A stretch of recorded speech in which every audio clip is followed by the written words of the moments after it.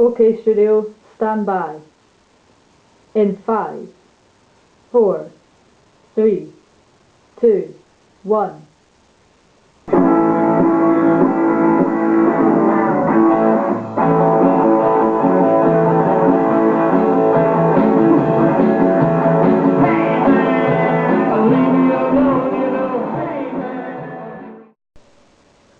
Hi folks, and welcome to tonight's Collins and Rock Show. This evening I'm delighted to have as a guest the legendary Gavin Salton, lead guitarist of the Long Steps. Welcome, Gavin. Thank you, Ray. But before we start, let's have a look at a short clip of the Long Steps in recent action.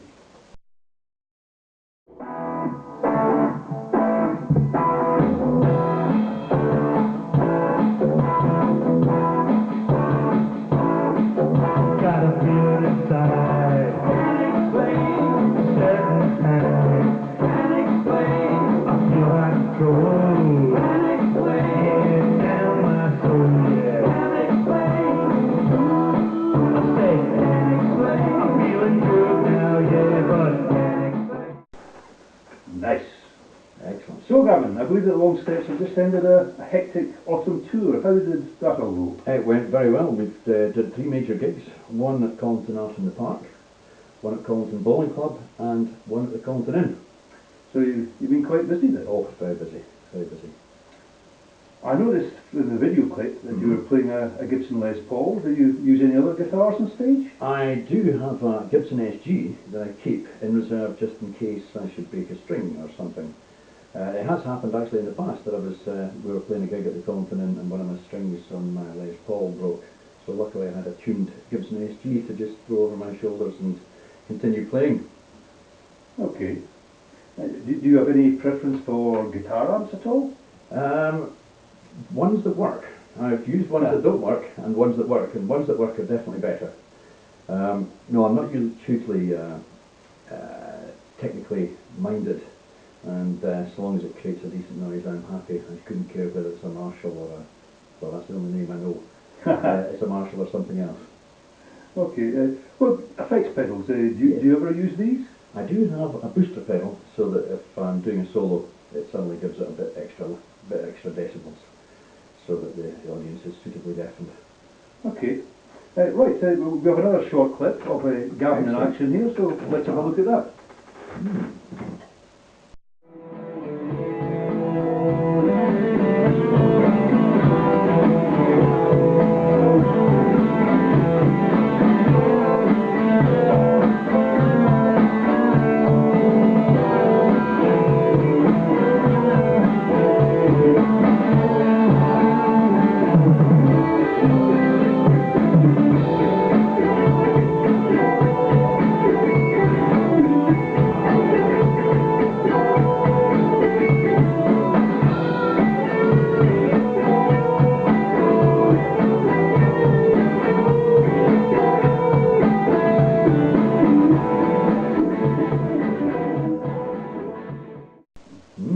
Wow. That sounded good, Gavin. Now, I believe that Long Steps debuted a couple of years ago at Art in the Park. Yep. As you were a 4-piece at that point, and you were using a drum machine. Yeah. I know that you now have a drummer. Yes. Martin? Yes, Martin. Where did you find him? Martin we found underneath the drum machine, would you believe? Ah, Yes, and he kept such good rhythm we decided to keep him. excellent. He was actually introduced to us by his wife, who was one of the audience members, and she came up and said, I know a chap who would love to play drums for you, if you would be interested. So he came along, fitted in. Turns out that he liked the same beer as us, enjoyed drinking in the Collington Inn, and so it just seemed entirely appropriate to hire him. And he's been with you ever since? Been with us ever since. He's a fixture now. Looking back at Long Steps, I mean, do you have any plans to expand the band further? For example, have you ever considered adding a keyboard player? Well, we have thought about getting a keyboard player, but we don't actually know anybody who can play the keyboards amongst the people that we have, are in our group that go down the pub. Yeah. But we did have a keyboard player for our very first practice session, but unfortunately we had to sack him for poor attendance. The fact that he's got such a poor attendance record that he doesn't even know he's been sacked yet. No, we would like to get a keyboard player, but we have nobody particularly in mind. So if there's anybody out there in keyboard land who would like to play for us, make yourself known to us. You heard it here first, folks. We're hiring. Looking back on your own career as a musician, what sort of music influenced you when you were younger, and as a consequence, what your favourite band? Yeah, well, very first music I remember hearing was, I don't know how I came by it, but I had a copy of I Like It by Jerry and the Pacemakers. Ah, right. And I'm sure the B-side was How Do You Do It, but I may be wrong in that. And we had one of these old wind-up gramophones, and I remember playing that and playing it and playing it and playing it. That's the first thing I remember having, you know, a personal like in music. Yeah. During the 60s, very much influenced by my older brothers, into liking the Beatles, the Stones, Small Faces, Kinks, The Who, that kind of stuff. And then, as a young teenager, started forming my own interests in music, and it was sort of David Bowie, indeed, Velvet Underground, Alice Cooper, Roxy Music. And then, of course, punk came along, and I got very much into the punk scene. I liked the attitude and the energy of the music. Maybe not the greatest technically accomplished players, but the sound was good, and that to me has always been the most important thing about a band. Excellent. Yeah. So, what made you want to learn to play guitar? And have you any particular favourite guitar players? And I maybe should point out at this place and time that Gavin and I first met 40 years ago at the Royal High School Edinburgh. He certainly did not play guitar then. Well, like any young man, the idea of playing guitar in a rock and roll band was the hope it would improve my sex life. Unfortunately, that hasn't happened. But there you go. You're always trying. As terms of why did I want to play guitar? I just always loved the sound of lead guitar, not so much lead guitar, but guitar in general. And I just thought it'd be fun to actually play in a band. And the particular players I liked were Mick Ronson in Ziggy Stardust, Bowie's band, The Spiders from Mars.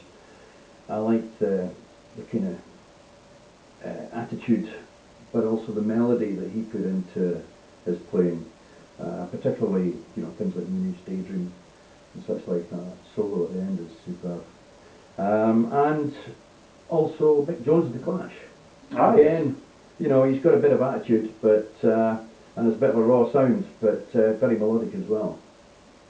I was never into the kind of heavy metal, screechy guitar sort of stuff, that just to me sounds like tuneless riffing and, screamy guitars and screamy voices. It was never really for me.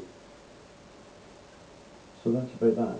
Right, well, what does the foreseeable future hold for the Long Steps and yourself? Well, just to continue gigging, maybe, as you said, as we were discussing there, get a keyboard player to augment the sound. Like to start playing some of our own material. We only play one of our own songs currently, one of Martin's songs called Night Fight. I've got a song called I'm Leaving Las Vegas, which we're hoping to start doing shortly. And, I've got a number of different songs that are on the back burner, and Martin I know has some as well. So hopefully in the future we'll be doing some more of our own material. But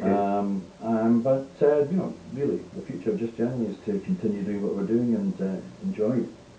And but perhaps this is a chance to plug the new Long Steps CD. Short Strides, Keep in Step.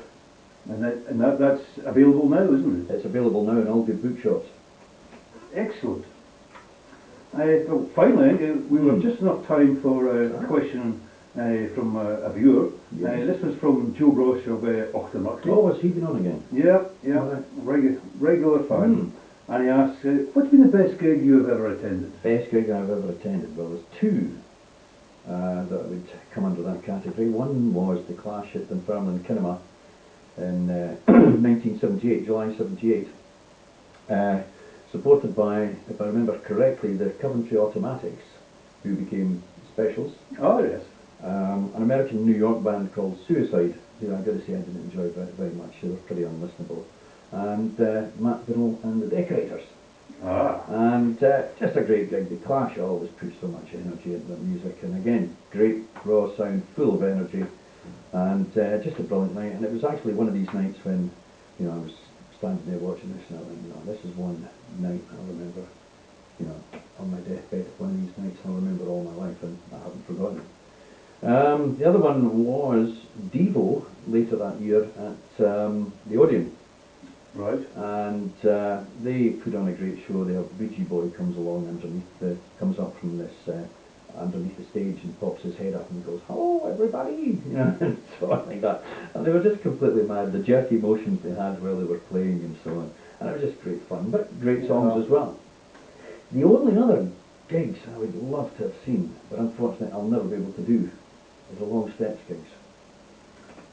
They, I believe, are fantastic bits of showmanship, and unfortunately being in the band I don't get to actually see it, which is a shame, but there you go. Well, we'll just have to make sure that we perhaps visit you one day and... That would be great, that would be great. Well, what do you say? Yeah, indeed. Watch this space, folks. Yes, keep your eyes on it. Well, that about wraps up this evening's show. It only remains for me to thank Gavin for dropping in. You're welcome. And to remind you that we'll be back next week, where our guest will be the legendary Van Scrotum of the Melbourne Pumas. Brilliant. So on behalf of the BBC, that's the Bonaly Broadcasting Company, this is Ray, wishing you all good night. Good night. Good night. 2, 3, 5.